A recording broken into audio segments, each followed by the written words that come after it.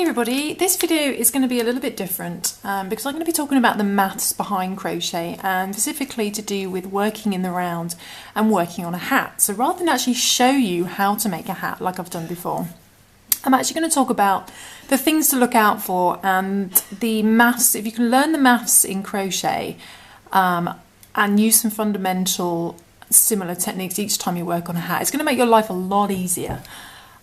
This is actually you're very lucky to see this. This is actually my notebook with all my pattern designs that I work on. It's kind of like the HappyBerry oracle. It really is. Nice little sneak peek there. I absolutely love this book. Still got loads of space for loads of new patterns. Anyway, what we're going to talk about today is imagine you're starting off a hat, a nice simple baby beanie. And you're never quite sure how many stitches that you want to work in your first round. Now, I always think it's a lot easier if you work your first amount of stitches. It's really easy to multiple up.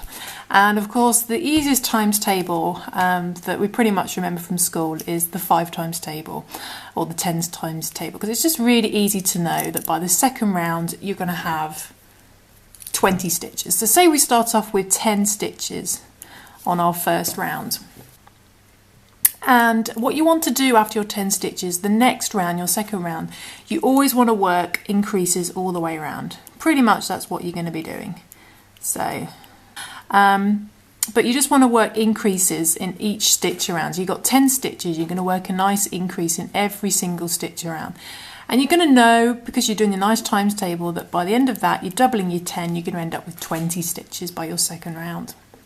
And by the next of your third round, you can have 30, the next round you can have 40, and it's really easy to work out your stitch count in advance rather than just doing it and then, worrying about how many stitches you got. And, you say you started off with 7 and you got 14, it all gets a bit complicated, or you might have done one less or too many.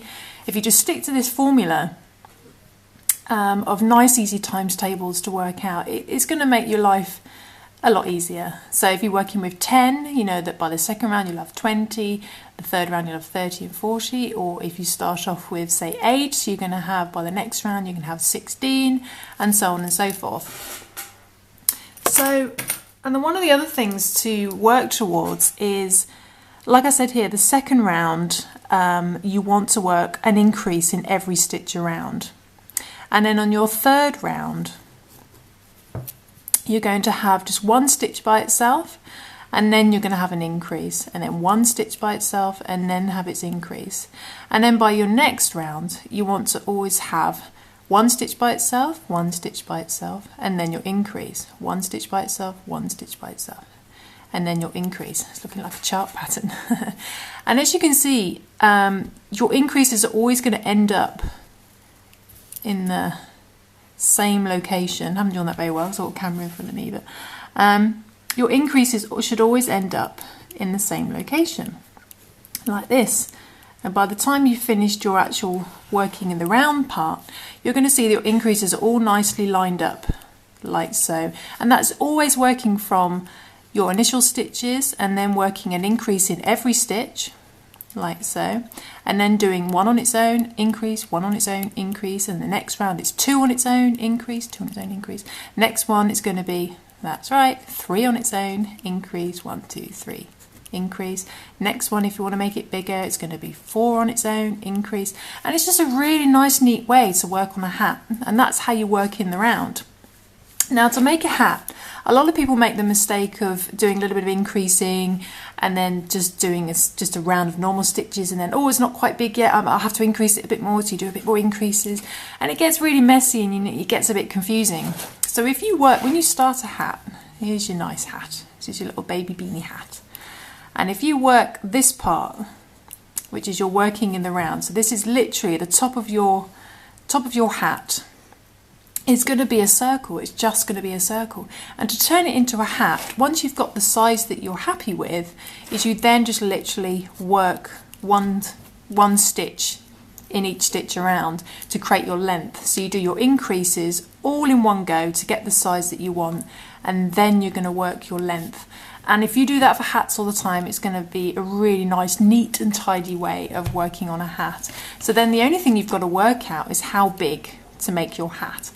And there is a technique on that in my other video on how to crochet a simple newborn beanie, which you might want to go check out. But usually there's a lot of maths involved to do with how many stitches you've got in an inch divided by how many stitches you have in your round and stuff, and that's a really useful way of working out what size you want to end up with. But I'll put a link to that video in the description below. But hopefully this quick little sort of tutorial will just sort of help you really to visualize your beanie designs, your hat designs. And yeah, so if you just work in the round like you're making a really nice flower pot doily or something, and then when you got the size you want, you just go straight into the length, and then you're going to end up with a really good, nice, neat hat with all the increases in the nice, neat locations, like so. And then obviously you could do your nice trim, and then you could do your nice flower, and then job done, you got your beanie. So I hope you found that helpful a little bit, and yeah, so just my little sort of hint tip thing, which I thought I'd throw out there before I crack on with a million other things I've got to do and I'm running out of time. But I'll be back soon with some more crochet videos and instructions and whatnot, so I hope you enjoyed that. Let me know what you think, whether you found that too confusing, whether you found that helpful. Just let me know your thoughts in the comments below. Okay, speak to you soon. Bye.